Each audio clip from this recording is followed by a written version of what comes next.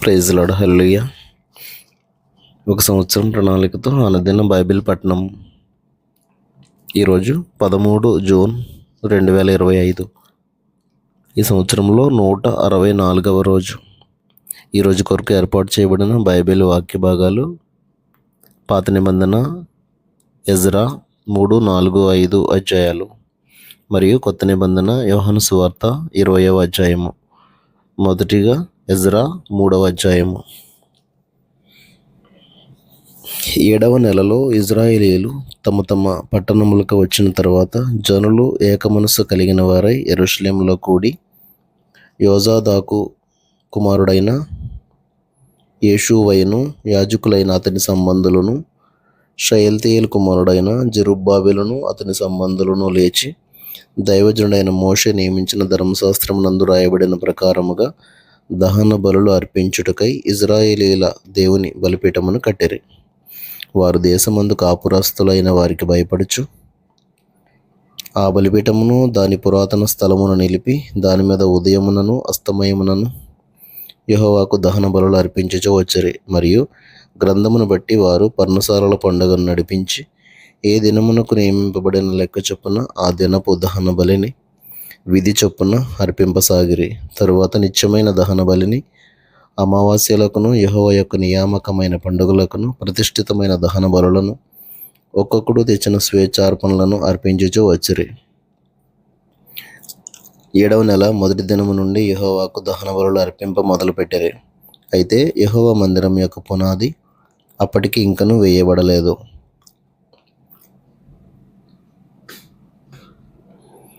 మరియు వారు కాసేవారికిని వడ్రవారికిని ద్రవ్యంనిచ్చిరి.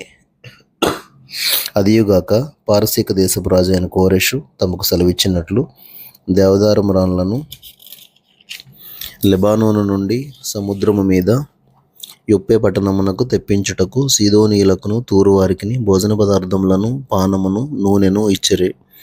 యెరూషలేములో నుండి దేవుని యొక్క మందిరమునకు వారు వచ్చిన 2వ సంవత్సరం 2వ నెలలో షయల్తీయేలు కుమారుడైన జెరుబ్బాబెలును, యోజాదాకు కుమారుడైన యేషూవయును చెరలో నుండి విడిపింపబడి యెరూషలేమునకు వచ్చిన వారందరూ పని ఆరంభించి 20 సంవత్సరములు మొదలుకొని పై ఈడుగల లేవీయులను యెహోవా మందిరం యొక్క పనికి నిర్ణయించిరి. యేషూవయు అతని కుమారులను, అతని సహోదరులను, కద్మీయేలును అతని కుమారులను, హోదవ్య కుమారులను, హేనాదాదు కుమారులను, వారి కుమారులను, లేవీయులైన వారి బంధువులను దేవుని మందిరంలో పనివారి చేత పని చేయించుటకు నియమింపబడిరి. శిల్పకారులు యెహోవా మందిరం యొక్క పునాదిని వేయుచుండగా ఇశ్రాయేలు రాజైన దావీదు నిర్ణయించిన విధి చొప్పున తమ వస్త్రములు ధరించుకొనిన వారై యాజకులు బాకాలతోనూ, ఆసాపు వంశస్థులకు లేవీయులు చేయి తాళములతోనూ నిలువబడి యెహోవాను స్తోత్రం చేసిరి. వీరు వంతు చొప్పున కూడి యెహోవా దయాళుడు, ఇశ్రాయేలీల విషయమై ఆయన కృప నిరంతరము నిలుచునని పాడుచు యెహోవాను స్తుతించిరి. మరియు యెహోవా మందిరం యొక్క పునాది వేయబడుట చూచి జనులందరూ గొప్ప శబ్దంతో యెహోవాకు స్తోత్రం చేసిరి. మునుపటి మందిరమును చూచిన యాజకులలోను, లేవీయుల్లోను, కుటుంబ ప్రధానులలోను వృద్ధులైన అనేకులు ఇప్పుడు వేయబడిన ఈ మందిరం యొక్క పునాదిని చూచి గొప్ప శబ్దంతో ఏడ్చిరి. అయితే మరి అనేకులు సంతోషం చేత బహుగా అరిచిరి. ఏది సంతోష శబ్దమో ఏది దుఃఖ శబ్దమో జనులు తెలుసుకోలేకపోయిరి. జనులు గొప్ప ధ్వని చేసినందున ఆ శబ్దము బహుదూరం వినబడెను. ఎజ్రా 4వ అధ్యాయము. అంతటా యూదా వంశస్థులకును బెన్యామీనీయులకును విరోధులైన వారు, చెర నివారణ అయిన వారు ఇశ్రాయేలీయుల దేవుడైన యెహోవాకు ఆలయమును కట్టుచున్న సంగతి విని జెరుబ్బాబెలు నొద్దకును పెద్దలలో ప్రధానుల యొద్దకును వచ్చి, మీరు ఆశ్రయించినట్లు మేమును మీ దేవుని ఆశ్రయించు వారము. ఇచ్చటికి మమ్మను రప్పించిన అష్షూరు రాజైన ఏసర్హద్దోను యొక్క కాలము మొదలుకొని మేము యెహోవాకు బలులు అర్పించువారము. మేమును మీతో కలిసి కట్టదమని చెప్పారు. అందుకు జెరుబ్బాబెలును, యేషూవయు ఇశ్రాయేలీల పెద్దలలో తక్కిన ప్రధానులను, మీరు మాతో కలిసి మా దేవునికి మందిరమును కట్టుటకు నిమిత్తము లేదు. మేమే కూడుకుని పారసీక దేశపు రాజైన కోరెషు మాకిచ్చిన ఆజ్ఞ ప్రకారము ఇశ్రాయేలీల దేవుడైన యెహోవాకు మందిరమును కట్టుదమని వారితో చెప్పిరి. దేశపు జనులు యూదా వంశస్థులకు ఇబ్బంది కలుగజేసి కట్టుచున్న వారిని బాధపరిచిరి. మరియు పారసీక దేశపు రాజైన కోరెషు యొక్క దినములన్నిటిలోనూ పారసీక దేశపు రాజైన దర్యావేషు యొక్క పరిపాలనా కాలము వరకు వారి ఉద్దేశమును భంగపరచుటకై వారి మంత్రులకు లంచములు ఇచ్చిరి. మరియు అహష్వేరోషు ఏలన ఆరంభించినప్పుడు వారు యూదా దేశస్థులను గూర్చియు యెరూషలేం పట్టణపు వారిని గూర్చియు ఉత్తరము రాసి వారి మీద తప్పు మోపిరి. హర్తహషస్త యొక్క దినములలో బిష్లామును మిత్రిదాతును టాబెయేలును వారి పక్షముగానున్న తక్కిన వారును పారసీక దేశపు రాజైన అర్తహషస్తకు ఉత్తరం రాసి పంపిరి. ఆ ఉత్తరము సిరియా భాషలో రాయబడి సిరియా భాషలోనే తాత్పర్యం చేయబడినది. మరియు మంత్రియగు రెహూమును లేఖకుడగు షింషయియు ఈ ప్రకారముగా యెరూషలేము సంగతిని గూర్చి ఉత్తరం రాసి రాజైన అర్తహషస్త యొద్దకు పంపిరి. అంతటా మంత్రియగు రెహూమును లేఖకుడగు షింషయియు వారి పక్షముగానున్న తక్కిన వారైన దీనాయిలును అపర్సత్కాయులను టర్పెలాయేలును అపార్సాయులను అర్కెవాయులను బబులోను వారును షూషన్కాయులను దెహావీయులను ఏలామీయులను ఘనుడును శ్రేష్ఠుడునైన అస్నప్పరు నది అవతలకు రప్పించి షోమ్రోను పట్టణములందును నది అవతలనున్న ప్రదేశమందును ఉంచిన తక్కిన జనములను నది యువతలనున్న తక్కిన వారును ఉత్తరం ఒకటి రాసిరి. వీరు రాజైన అర్తహషస్తకు రాసి పంపించిన ఉత్తరము నకలు. నది యువతలనున్న తమ దాసులమైన మేము రాజైన తమకు తెలియజేయందేమనగా తమ సన్నిధి నుండి మా యొద్దకు వచ్చిన యూదులు యెరూషలేమునకు వచ్చి తిరుగుబాటు చేసిన ఆ చెడు పట్టణమును కట్టుచున్నారు. వారు దాని ప్రాకారములను నిలిపి దాని పునాదులను మరమ్మతు చేయుచున్నారు. కావున రాజువైన తమకు తెలియజేయవలసిందేమనగా ఈ పట్టణము కట్టి దాని ప్రాకారములను నిలువబెట్టిన ఎడల వారు శిస్తు గాని సుంకము గాని పన్ను గాని ఇయ్యకయుందురు. అప్పుడు రాజునకు రావాల్సిన పైకము నష్టమగును. మేము రాజు యొక్క ఉప్పు తిన్నవారం గనుక రాజునకు నష్టం రాకుండా మేము చూడవాలనని ఈ ఉత్తరమును పంపి రాజువైన తమకు ఈ సంగతి తెలియజేసితిమి. మరియు తమ పూర్వీకులు రాయించిన రాజ్యపు దస్తావేజులను చూచిన ఎడల ఈ పట్టణపు వారు తిరుగుబాటు చేయువారుగాను రాజులకును దేశములకును హాని చేయువారుగాను కలహకారులుగాను కనబడుదురనియు అందువలనే ఈ పట్టణం నాశనము పొందిననియు రాజ్యపు దస్తావేజుల వలననే తమకు తెలియవచ్చును. కావున రాజువైన తమకు మేము రూఢిపరచున్నదేమనగా ఈ పట్టణము కట్టబడి దాని ప్రాకారంలో నిలువబెట్టబడిన ఎడల నది యువతల తమకు హక్కు ఎంత మాత్రము ఉండదు. అప్పుడు రాజు మంత్రియగు రెహూమునకును లేఖకుడగు షింషయికిని షోమ్రోనులో నివసించే వారి పక్షముగానున్న మిగిలిన వారికిని నది అవతల నుండి తక్కిన వారికిని మీకు క్షేమ సంప్రాప్తి అగును గాక అని ఈ మొదలగు మాటలు రాయించి సెలవిచ్చిందేమనగా మీరు మాకు పంపిన ఉత్తరమును శాంతముగా చదివించుకున్నాము. అందు విషయమై మా ఆజ్ఞను బట్టి వెదకగా ఆది నుండి ఆ పట్టణపు వారు రాజుల మీద కలహమును తిరుగుబాటును చేయువారిని మాకు అగుబడినది. మరియు యెరూషలేం పట్టణమందు బలమైన రాజుల ప్రభుత్వం చేసిరి. వారి నది అవతలి దేశములన్నిటినీ ఏలినందున వారికి శిస్తును సుంకమును పన్నును చెల్లుచుండెను. కాబట్టి ఇప్పుడు ఆ మనుష్యులు ఆ పని చాలించి మేము సెలవిచ్చే వరకు ఆ పట్టణమును కట్టక మానవాలని ఆజ్ఞాపించుడి. ఇది తప్పకుండా చేయుటకు మీరు జాగ్రత్త పడుడి. రాజులకు నష్టం కలుగునట్లు ద్రోహము పెరగకుండా చూడుడి అని సెలవిచ్చాను.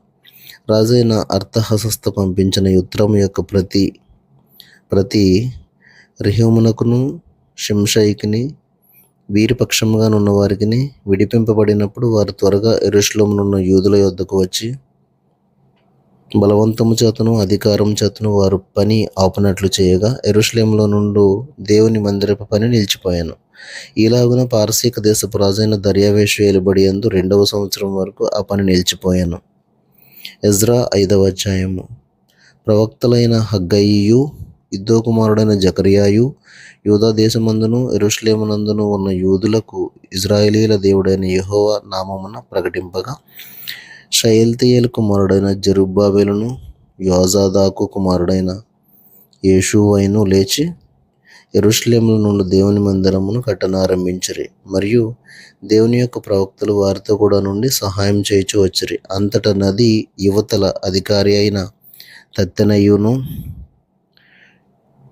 శతర్బోజ్నయును వారి పక్షమునున్న వారును యూదుల యొద్దకు వచ్చి, ఈ మందిరమును కట్టుటకును ఈ ప్రాకారము నిలుపుటకును ఎవరు మీకు సెలవిచ్చిరని అడగగా, ఈ కట్టడమును చేయించిన వారి పేర్లు మొదలైన సంగతులను మేము వారితో చెప్పితిమి. యూదుల దేవుడు వారి పెద్దల మీద తమ దృష్టి ఉంచినందున ఆ సంగతిని గూర్చి దర్యావేషు ఎదుటికి వచ్చేవారు ఆజ్ఞ నొందు వరకు అధికారులు వారిని పని మాన్పింపలేదు. నది యువతల అధికారి అయిన తత్తెనయును శతర్బోజ్నయును నది యువతల నుండి వారి పక్షముగానున్న అపెర్సికాయులను రాజైన దర్యావేషునకు పంపిన ఉత్తరము నకలు. రాజైన దర్యావేషునకు సకల క్షేమ ప్రాప్తి అగునుగాక. రాజవైన తమకు తెలియవలసిందేమనగా, మేము యూదా ప్రదేశంలోనికి వెళ్ళితిమి. అక్కడ మహాదేవుని యొక్క మందిరం ఉన్నది. అది గొప్ప రాళ్ళ చేత కట్టబడినది. గోడలలో మ్రానులు వేయబడినవి. మరియు ఈ పని త్వరగా జరుగుచు వారి చేతిలో వృద్ధి అగుచున్నది. ఈ మందిరమును కట్టుటకును ఈ ప్రాకారములను నిలుపుటకును ఎవరు మీకు సెలవిచ్చిరని మేము అక్కడనున్న పెద్దలను అడిగితిమి. వారిలో అధికారులైన వారి పేర్లు రాసి తమకు తెలియజేయుటకై వారి పేర్లను అడగగా, వారు ఈలాగను ప్రత్యుత్తరం ఇచ్చిరి: మేము భూమి ఆకాశముల దేవుని యొక్క సేవకులమై అనేక సంవత్సరముల క్రిందట ఇజ్రాయేలీయులలో ఒక గొప్ప రాజు కట్టించి నిలిపిన మందిరమును మరలా కట్టుచున్నాము. మా పితరులు ఆకాశమందుల దేవునికి కోపం పుట్టించినందున ఆయన వారిని కల్దీయుడైన నెబుకద్నెజరును బబులోను రాజు చేతికి అప్పగించాను. అతడు ఈ మందిరము నాశనం చేసి జనులను బబులోను దేశంలోనికి చెరపట్టుకుని పోయాను. అయితే బబులోను రాజైన కోరెషు ఏలుబడిలో మొదటి సంవత్సరమందు రాజైన కోరెషు దేవుని మందిరమును తిరిగి కట్టుటకు ఆజ్ఞ ఇచ్చాను. మరియు నెబుకద్నెజరు యెరూషలేమందున్న దేవాలయంలో నుండి తీసి బబులోను పట్టణమందున్న గుడిలోనికి కొనిపోయిన దేవుని మందిరపు వెండి బంగారు ఉపకరణములను రాజైన కోరెషు బబులోను పట్టణపు మందిరంలో నుండి తెప్పించి తన అధికారిగా చేసిన షేష్బజ్జరు అను అతనికి అప్పగించి, నీవు ఈ ఉపకరణములను తీసుకుని యెరూషలేము పట్టణమందుండు దేవాలయమునకు పోయి దేవుని మందిరమును దాని స్థలమందు కట్టించమని అతనికి ఆజ్ఞ ఇచ్చాను. కాబట్టి ఆ షేష్బజ్జరు వచ్చి యెరూషలేములో నుండి దేవుని మందిరపు పునాదిని వేయించాను. అప్పటి నుండి నేటి వరకు అది కట్టబడుచున్నను, ఇంకనూ సమాప్తి కాకుండా ఉన్నది. కాబట్టి రాజువైన తమకు అనుకూలమైతే బబులోను పట్టణమందున్న రాజు యొక్క ఖజానాలో వెదికించి యెరూషలేములో నుండి దేవుని మందిరమును కట్టుటకు రాజైన కోరెషు నిర్ణయం చేసనో లేదో అది తెలుసుకుని రాజువైన తమరు ఆజ్ఞ ఇచ్చి ఈ సంగతిని గూర్చి తమ చిత్తము తెలియగోరుచున్నాము.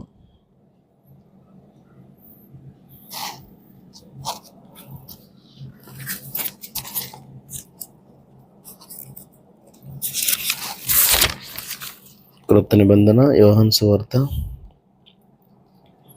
20వ అధ్యాయము 31 వచనాలు. ఆదివారమున ఇంకనూ చీకటిగా ఉన్నప్పుడు మగ్దలేనే మరియ పెందలకడ సమాధి వద్దకు వచ్చి సమాధి మీద ఉండిన రాయి తీయబడి ఉండుట చూచెను. గనుక ఆమె పరిగెత్తుకుని సీమోను పేతురు యొద్దకును యేసు ప్రేమించిన ఆ మరి ఒక శిష్యుని యొద్దకును వచ్చి ప్రభువును సమాధిలో నుండి ఎత్తుకుని పోయిరి, ఆయనను ఎక్కడ ఉంచారో ఎరుగమని చెప్పాను. కాబట్టి పేతురును ఆ శిష్యుడును బయలుదేరి సమాధి వద్దకు వచ్చిరి. వారిద్దరును కూడి పరిగెత్తుచుండగా ఆ శిష్యుడు పేతురు కంటే త్వరగా పరిగెత్తి ముందుగా సమాధి వద్దకు వచ్చి వంగి నారబట్టలు పడి ఉండట చూచెను, గాని అతడు సమాధిలో ప్రవేశింపలేదు. అంతటి సీమోను పేతురు అతని వెంబడి వచ్చి సమాధిలో ప్రవేశించి నారబట్టలు పడి ఉండుటయు ఆయన తల రుమాలు నారబట్టల యొద్ద ఉండక వేరుగా ఒకచోట చుట్టిపెట్టి ఉండుటయు చూచెను. అప్పుడు మొదట సమాధి వద్దకు వచ్చిన ఆ శిష్యుడు లోపలికి పోయి చూచి నమ్మాను. ఆయన మృతుల్లో నుండి లేచుట అగత్యమను లేఖనము వారు ఇంకనూ గ్రహింపరైరి. అంతటా ఆ శిష్యులు తిరిగి తమ వారి యొద్దకు వెళ్ళిపోయారు. అయితే మరియా సమాధి బయట నిలిచి ఏడ్చుచుండెను. ఆమె ఏడ్చుచు సమాధిలో వంగి చూడగా తెల్లని వస్త్రములు ధరించిన 2 దేవదూతలు యేసు దేహము ఉంచబడిన స్థలంలో తలవైపున ఒకడును కాళ్ళ వైపున ఒకడును కూర్చుండుట కనబడెను. వారు, అమ్మా, ఎందుకు ఏడ్చుచున్నావని ఆమెను అడుగగా, ఆమె, నా ప్రభువుని ఎవరో ఎత్తుకుని పోయిరి, ఆయనను ఎక్కడ ఉంచారో నాకు తెలియలేదని చెప్పాను. ఆమె ఈ మాట చెప్పి వెనుక తట్టు తిరిగి యేసు నిలిచి ఉండట చూచాను, గాని ఆయన యేసు అని గుర్తుపట్టలేదు. యేసు, అమ్మా, ఎందుకు ఏడ్చుచున్నావు, ఎవరిని వెతుకుచున్నావు అని ఆమెను అడగగా, ఆమె ఆయన తోటమాలి అనుకుని, అయ్యా, నీవు ఆయనను మోసుకుని పోయిన యెడల ఆయనను ఎక్కడ ఉంచితివో నాతో చెప్పుము, నేను ఆయనను ఎత్తుకుని పోదునని చెప్పాను. యేసు ఆమెను చూచి మరియా అని పిలిచాను. ఆమె ఆయన వైపు తిరిగి ఆయనను హెబ్రీ భాషతో రబ్బూని అని పిలిచాను. ఆ మాటకు బోధకుడు అని అర్థము. యేసు ఆమెతో, నేను ఇంకనూ తండ్రి వద్దకు ఎక్కిపోలేదు కనుక నన్ను ముట్టుకొనవద్దు. అయితే నా సహోదరుల యొద్దకు వెళ్ళి నా తండ్రియు మీ తండ్రియు నా దేవుడును మీ దేవుడునైన వాని యొద్దకు ఎక్కిపోవచ్చున్నానని వారితో చెప్పమన్నాను.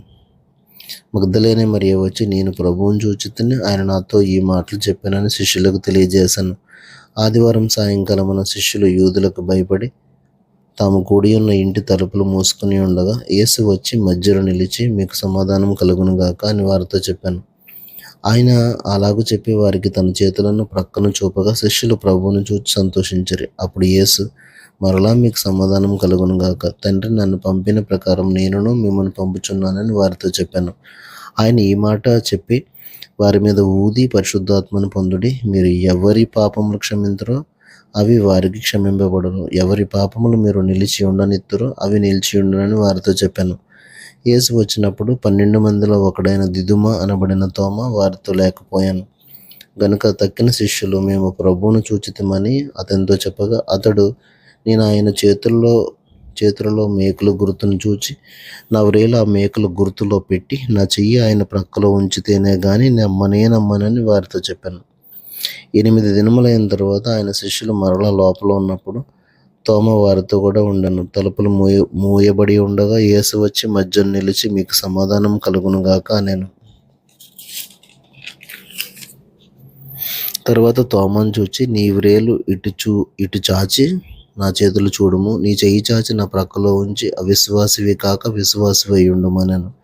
అందుకు తోమ ఆయనతో, నా ప్రభువా నా దేవా అనెను. యేసు, నీవు నన్ను చూచి నమ్మితివి, చూడక నమ్మిన వారు ధన్యులని అతనితో చెప్పాను.